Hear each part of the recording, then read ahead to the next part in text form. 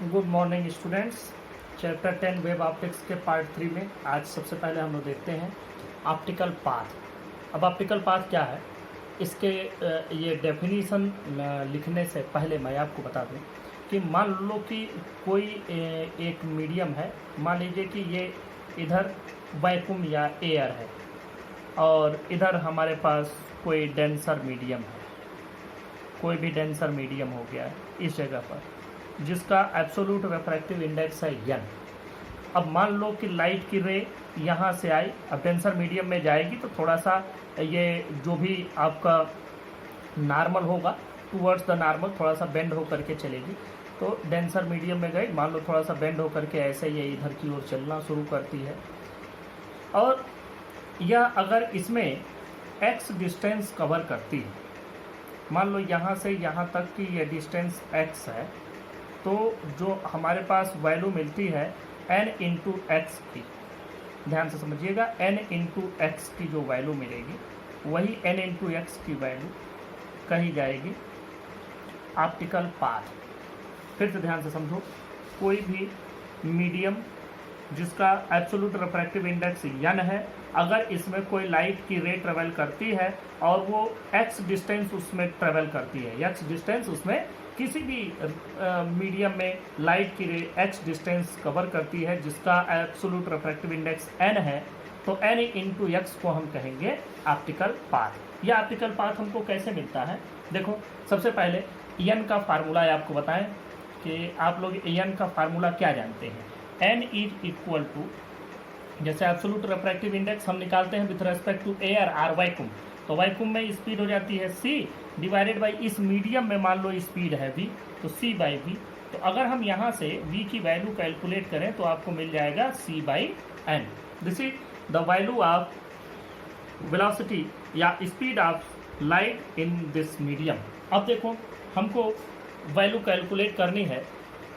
अब देखो यहाँ हमें कैलकुलेट करना है कि जितने टाइम में ये यहाँ से यहाँ दूसरे मीडियम में चली है उतने ही टाइम में यह एयर में कितना डिस्टेंस कवर करेगा। तो देखो एयर में डिस्टेंस कवर करने के लिए पहले हमको कैलकुलेट करना पड़ेगा कि यहाँ यह इतनी डिस्टेंस कवर करने में क्या टाइम लगा। तो time taken to complete distance x और कवर डिस्टेंस x भी आप लिख सकते हैं। तो time t is equal to होता है डिस्टेंस बाई वेलोसिटी। तो डिस्टेंस बाई इस मीडियम में वेलोसिटी तो v है इसकी, x बाई v, और v की value x divided by c by n लिख सकते हैं, या हम लिख सकते हैं nx divided by c। This is the distance, this is the time taken to complete distance x in the denser medium और इन एनी मीडियम। नाउ जो डिस्टेंस अब लाइट की रे कवर करेगी इतने ही टाइम में एयर या vacuum में, उसी को ऑप्टिकल पाथ कहेंगे। तो हम लोग उसको भी लिख लेते हैं। The distance covered by light ray in the air or vacuum, in air or vacuum in the same time, तो उस डिस्टेंस को हम लोग d कह देते हैं।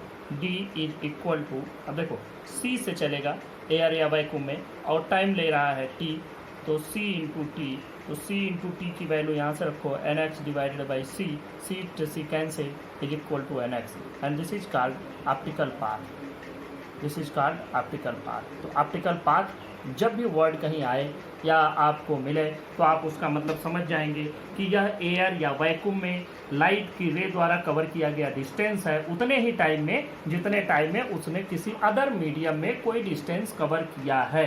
कितना डिस्टेंस कवर किया है, x डिस्टेंस उसने कवर किया किसी दूसरे मीडियम में जिसका रेफ्रैक्टिव इंडेक्स n है, तो यह इतना डिस्टेंस जो वो कवर किया, x डिस्टेंस कवर किया n रेफ्रैक्टिव इंडेक्स के मीडियम में, तो n into x distance cover करेगा इन वैक्यूम और air, and this distance covered in air और vacuum by the light ray is called optical path of the ray. यहाँ definition भी आप लोग एक बार देख लेंगे। If a light ray travels a distance x in a medium of absolute refractive index n, then product nx is called optical path traveled by light ray।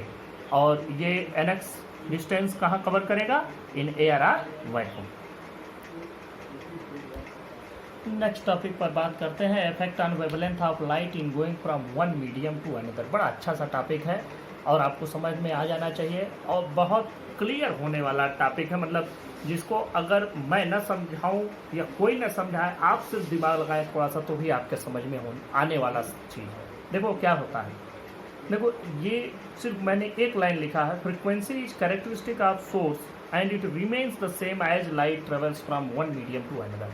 जिस source से light emit हो रही है उस सोर्स की characteristic उसकी frequency होती है। लाइट किस फ्रीक्वेंसी की निकल रही है यह उस सोर्स की कैरेक्टरिस्टिक है।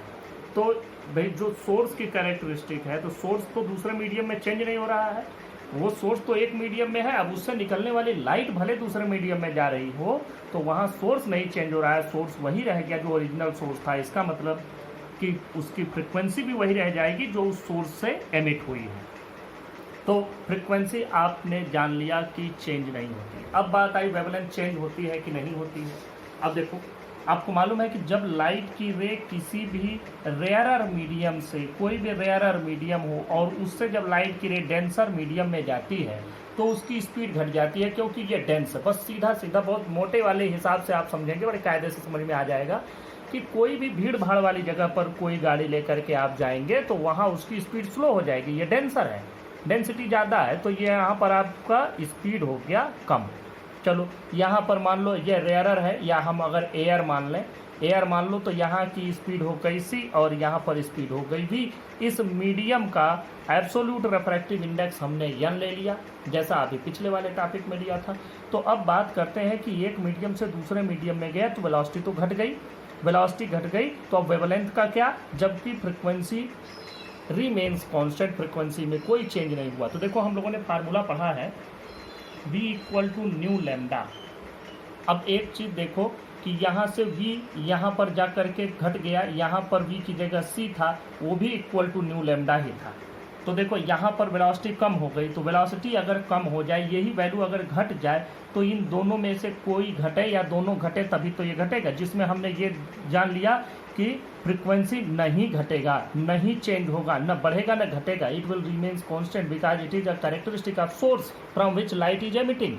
तो फ्रीक्वेंसी तो चेंज नहीं हो रहा, तो ऑब्वियसली लैम्डा विल इंक्रीज या डिक्रीज। तो अगर किसी जगह पर वेलोसिटी बढ़ा दिए तो वहाँ लैम्डा बढ़ जाएगा, मतलब वहाँ पर वेवलेंथ बढ़ जाएगा। और अगर वेलोसिटी घट गई तो वेवलेंथ भी घट जाएगा। ऑब्वियस सी बात है कि भाई फ्रीक्वेंसी तो हम बदल नहीं सकते और वेलोसिटी फ्रीक्वेंसी और वेवलेंथ दोनों का प्रोडक्ट है। तो अगर हम फ्रीक्वेंसी नहीं बदल सकते तो इसका मतलब कि वेवलेंथ उसका घटना ही घटना है, चेंज होना ही होना है।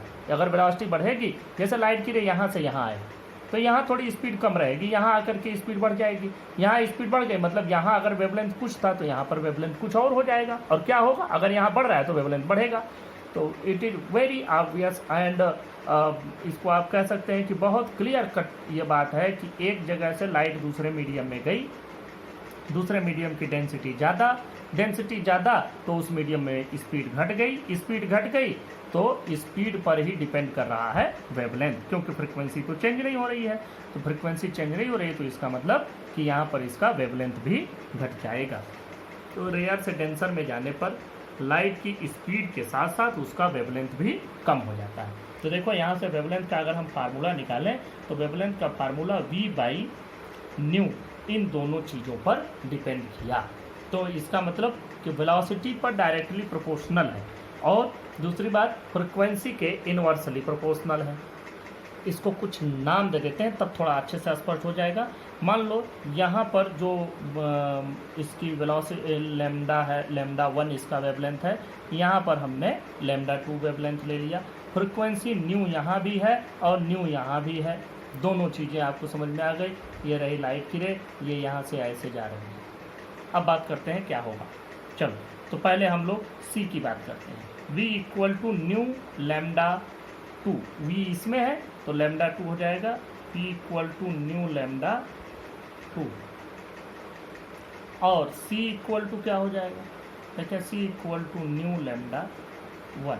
तो यहाँ से अगर आप लैम्डा 2 की वैल्यू कैलकुलेट करेंगे तो लैम्डा 2 की वैल्यू हो जाएगी v बाई न्यू, और अगर यहाँ से लैम्डा 1 की वैल्यू कैलकुलेट करेंगे तो ये हो जाएगा c बाई न्यू। ये दोनों वैल्यू आपको मिली। अब अगर हम यहीं से लैम्डा 1 बाई लैम्डा 2 कैलकुलेट करें, लैम्डा 1 बाई लैम्डा 2 देखो, तो यहाँ से लैम्डा 1 बाई लैम्डा 2 की वैल्यू आप देखें क्या आ जाएगी, लैम्डा 1 मतलब सी बाई न्यू, यहाँ क्या हो गया वी डिवाइडेड बाई न्यू। अब देखो ये न्यू से न्यू कैंसिल हो गया, तो बचा क्या सी बाई वी, और सी बाई वी की वैल्यू क्या होगी, सी बाई वी की वैल्यू होगी एन के बराबर। N means the refractive index of second medium. तो अगर किसी भी मीडियम में हमको वेवलेंथ की वैल्यू पता करनी है, लैम्डा 2 चाहिए इन द मीडियम 2 और इन द सेकेंड मीडियम और in other medium, then it will be lambda 1 divided by n. और आप एक बात जानते हैं कि एन की वैल्यू 1 होती है वैक्यूम और एयर के लिए, और बाकी के लिए 1 से ज़्यादा ही आती है, 1 से कम नहीं मिलती। तो ये 1 से ज़्यादा ही होगी, 1 से ज़्यादा होगी मतलब दूसरे मीडियम में जा करके उसकी वेवलेंथ घट जाएगी, क्योंकि 1 से ज़्यादा किसी भी नंबर से अगर आप इसको डिवाइड करेंगे तो आप ये लैम्डा 1 से कम ही पाएंगे, जबकि ओरिजिनल वेवलेंथ क्या थी लैम्डा, ओरिजिनल या कहिए कि इस मीडियम में वेवलेंथ ये था। तो इसका मतलब कि लाइट की रे जब एक मीडियम से दूसरे मीडियम में जाती है तो जो उसकी वेवलेंथ होती है वो दो बातों पर डिपेंड करती है। एक तो जो उसका वेवलेंथ नया वाला आएगा दूसरे मीडियम में, वो दूसरे मीडियम में उसकी स्पीड पर डायरेक्टली प्रोपोर्शनल, और एब्सोल्यूट रिफ्रैक्टिव इंडेक्स या उस मीडियम के रिफ्रैक्टिव इंडेक्स के इन्वर्सली प्रोपोर्शनल होता है। तो यहाँ से आप इन चीज़ों से कैलकुलेट कर लेंगे wavelength of light in the next medium. यहाँ यह थ्योरी बताने के पहले एक बात और भी आपको बहुत क्लियर हो जानी चाहिए कि यह उस कंडीशन की बात हो रही है जिस समय जहाँ से सोर्स से जिससे लाइट की रे एमिट हुई है वह, या यह मीडियम या यह दोनों मीडियम का इंटरफेस कोई भी मोशन में नहीं है, all are in rest condition. अगर दोनों में से कोई एक मोशन में आ जाए, मीडियम ही चलने लगे या तो सोर्स ही चलने लगे या जिस जगह हम ऑब्जर्व कर रहे हैं वो ऑब्जर्विंग पॉइंट ही चलने लगे, तो उस कंडीशन में we have to apply Doppler effect, जो कि डॉपलर इफेक्ट आप लोग क्लास 11th में साउंड के लिए पढ़ चुके हैं। फिर वो डॉपलर इफेक्ट यहाँ लगेगा जो कि आपके सिलेबस में यहाँ नहीं पढ़ना है, तो डॉपलर इफेक्ट की हमें चर्चा नहीं करनी। तो इसका मतलब कि इसमें there is no relative motion between source and observer or between the source and the medium or source and the interface between the two mediums, there is no relative motion. Next topic पर बात करते हैं plane wave front passing through prism and lens. ये कोई ऐसी topic नहीं है जिसको आप लिखें, सिर्फ आपको समझ लेना है ये क्या होता है कैसे होता है। अब बात करते हैं ये कैसे होता है या क्या चीज़ है। देखो मान लो हम प्रिज्म की बात करते हैं, प्रिज्म आपका इस तरीके का प्रिज्म हो गया। अब देखो अगर मान लो कि इस पर कोई प्लेन वेव फ्रंट आए तो प्लेन वेव फ्रंट कैसे आएगा, मान लो कि इस पर पैरेलल रेज आ रही है, पैरेलल रेज ऐसे आ रही है, मान लो यहाँ पैरेलल रेज इस तरह से इस पर पड़ रही है। तो अब यहाँ पर समझने की बात है कि जब हम लोग प्रिज्म बनाते तो प्रिज्म से हम ऐसे गुजार देते हैं रेज, तो क्यों होता है कैसे होता है। जैसे हम लोग तो सिंपली ये जानते हैं कि प्रिज्म के बाहर यहाँ से रे ऐसे चली जाती है, यहाँ से रे इस तरह से होकर के ऐसे निकल जाती है, फिर यहाँ से रे ऐसे, तो क्यों ऐसा जाती है ये तो हमने कभी सोचा ही नहीं। तो देखो अगर ये रेज ऐसे आ रही हैं तो इन रेज पर परपेंडिकुलर या नॉर्मल डायरेक्शन में, इन रेज के ठीक नॉर्मल डायरेक्शन में अगर हम जाएंगे तो ये वेव फ्रंट हो गया, तो ये हो गया इंसिडेंट वेव फ्रंट। अब एक चीज़ देखो कि यह रे यहाँ से ही इसको सेकेंड मीडियम मिल गया, मान लो कि यहाँ पर इसकी स्पीड c है और इस मीडियम के अंदर जो भी प्रिज्म का मीडियम है मटेरियल का उसके अंदर अगर स्पीड ऑफ लाइट v है तो ये यहाँ से जब गुजरेगा तो यहीं से इसकी स्पीड थोड़ी सी कम हो जाएगी क्योंकि प्रिज्म का मटेरियल थोड़ा डेंसर होगा in comparison to the vacuum और एयर। तो अब यहाँ स्पीड थोड़ी सी कम हो गई, तो जितने देर में ये यहाँ से यहाँ पहुँचेगा उतने देर में यही जो वेव फ्रंट था यहाँ वाला ये यहाँ से रे इस जगह पर पहुँची और फिर ये थोड़ा सा और आगे इधर की ओर इस डायरेक्शन में बढ़ेगी, और ये जब बाहर निकली तो ये तो रिफ्रैक्शन के कारण एक मीडियम से दूसरे मीडियम में जाने पर अपना पाथ थोड़ा डेविएट करता ही है, तो ये इधर निकला। तो जो वेव फ्रंट बना वो कैसा बना, वो वेव फ्रंट ऐसा बना। और अगर हम एक पॉइंट बनाएं कि हम यहाँ पर मान लो कि ले लिए P, इस पॉइंट को ले लिए Q, इस पॉइंट को ले लिए R, S, टी। अब देखो यहाँ से ये लाइट रे जो निकली है यहाँ से जा रही है, इस लाइट को प्रिज्म के अंदर जाना ही नहीं था, ये बाहर से ही कॉर्नर से ही इधर की ओर आ गया। जबकि यहाँ से जो लाइट की रे गई है वो थोड़ा सा डेविएट भी हुई है अपने पाथ से, टूवर्ड्स द नॉर्मल बेंड हुई है, और उसके बाद इसको दूसरा मीडियम में मिल गया, तो ये थोड़ा देर में निकला है। तो हम क्या पा रहे हैं कि जो इमर्जेंट रे है वो बेस की ओर बेंड हो रही है। तो ये हो गया प्रिज्म का बिहेवियर। और ये प्रिज्म का बिहेवियर यहाँ पर अगर आप देखें तो जो ये पाथ है R S plus S T, देखो R S plus S T divided by C, क्योंकि टाइम तो उतना ही लगा कि ये डिस्टेंस ट्रेवल्ड बाई वेलोसिटी, तो डिस्टेंस बाई वेलोसिटी हमको मिलता है टाइम। वही चीज़ यहाँ भी होगा P Q divided by V. तो जितनी डिस्टेंस इसने कवर किया है इस तरीके से, उतनी ही उससे थोड़ा सा कम डिस्टेंस इसने कवर किया है कम वेलोसिटी से। यहाँ स्पीड ज़्यादा थी और डिस्टेंस भी इसने ज़्यादा कवर किया है, यहाँ स्पीड घट गई तो डिस्टेंस भी इसका कम था। तो या डिस्टेंस कम है तो आप सब कहें कि यहाँ डेंसर मीडियम है तो स्पीड अपने आप घट गई, लेकिन ये रेशियो टाइम का, ये जो टाइम यहाँ मिला वही सेम टाइम यहाँ भी मिला।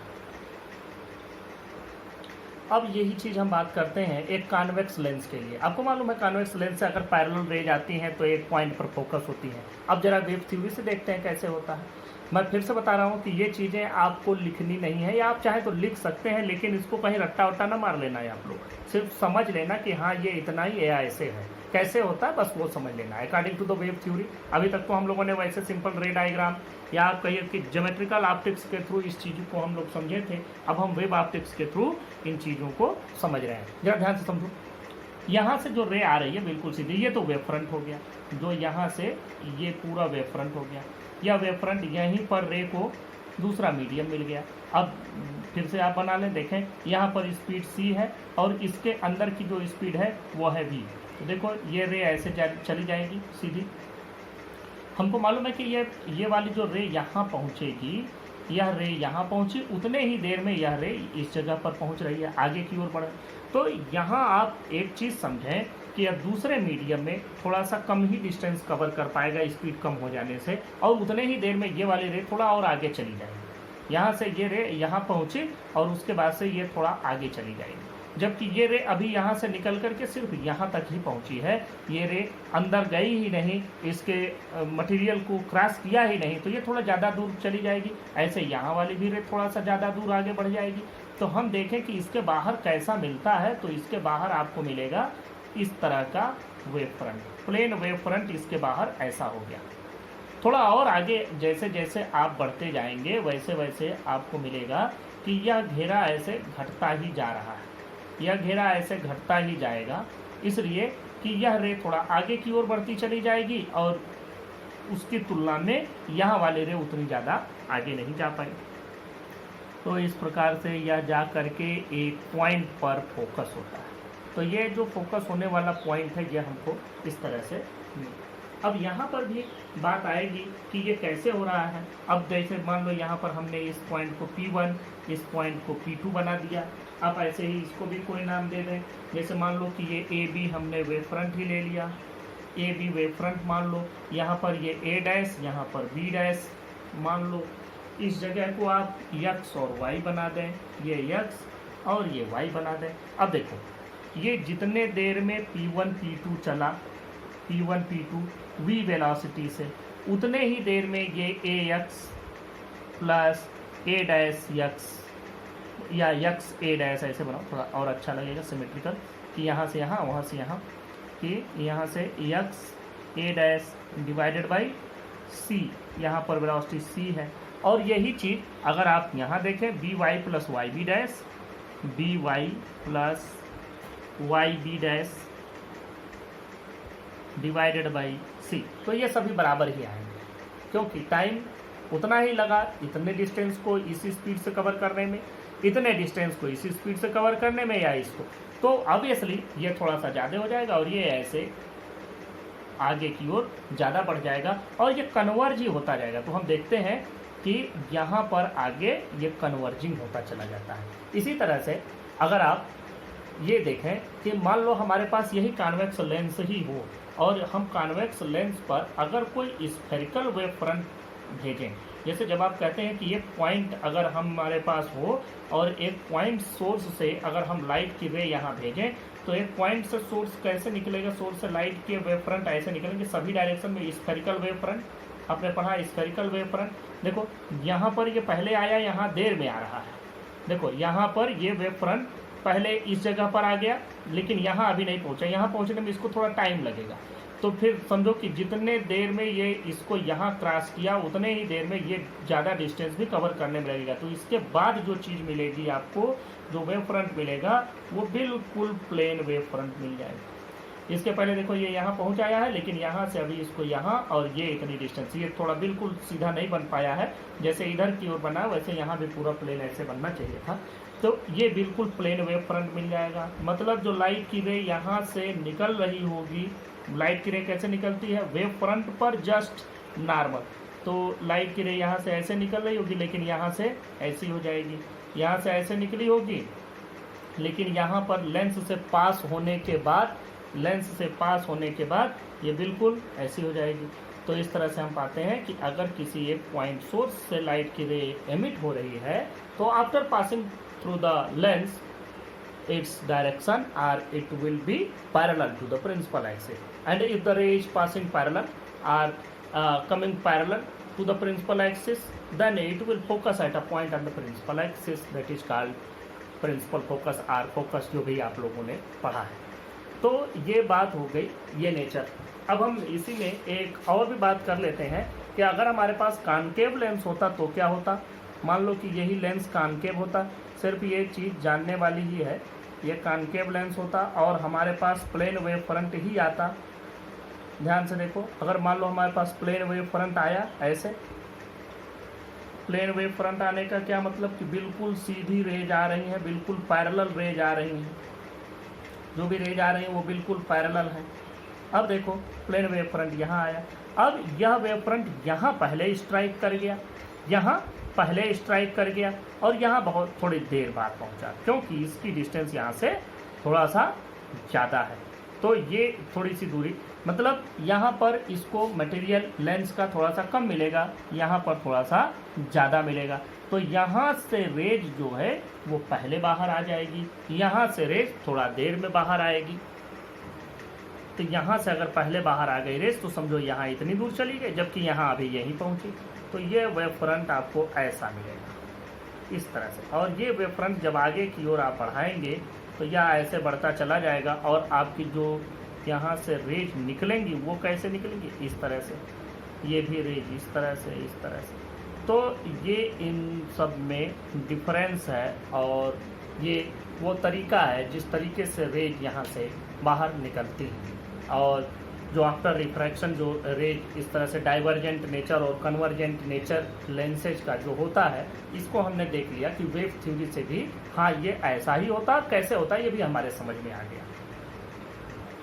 इसी सीक्वेंस में एक बात और भी समझ लो, मान लो हमारे पास स्फेरिकल मिरर हो, जैसे हमारे पास कॉनकेव मिरर है। अब प्लेन वेव फ्रंट इस पर भी आ रहा है, प्लेन वेव फ्रंट का मतलब क्या, बिल्कुल पैरेलल रेज। तो पैरेलल रेज अगर यहाँ आएगी तो क्या होगा, देखो यहाँ पर वेव फ्रंट आकर के पहले स्ट्राइक किया, ध्यान से देखें, यहाँ पर वेव फ्रंट पहले स्ट्राइक किया, यहाँ पहले स्ट्राइक किया, तो यहाँ से सेकेंडरी वेवलेट्स निकलना शुरू हो जाएंगी। सेकेंडरी वेवलेट्स निकलेंगी, यहाँ से भी सेकेंडरी वेवलेट्स आगे की ओर बढ़ना शुरू हो जाएंगी। तो हम वेव फ्रंट की बात कर रहे हैं, और यहाँ से थोड़े देर के बाद निकलना शुरू हो। तो ये वेव फ्रंट इतना डिस्टेंस कवर कर लिया, इसने इतना डिस्टेंस कवर कर लिया, जबकि ये वाली वेव फ्रंट अभी यहीं है। तो आप देखेंगे कैसा हो रहा है, ये ऐसा वेव फ्रंट मिल रहा है, यही वेव फ्रंट आगे बढ़ेगा, यही वेव फ्रंट आगे बढ़ेगा, देखो ये ऐसा वेव फ्रंट मिलेगा। अब ये सेकेंडरी वेवलेट्स यहाँ से निकलती जा रही हैं, सेकेंडरी वेवलेट्स निकलती जा रही हैं इस तरीके से। तो हमको क्या मिलता है कि यह एक पॉइंट पर आकर के यहाँ कन्वर्ट हो गई। तो इस तरह से हमको ये फोकस पॉइंट मिल जाता है, और ये भी समझ में आ जाता है कि how concave mirror will behave for plane wave front।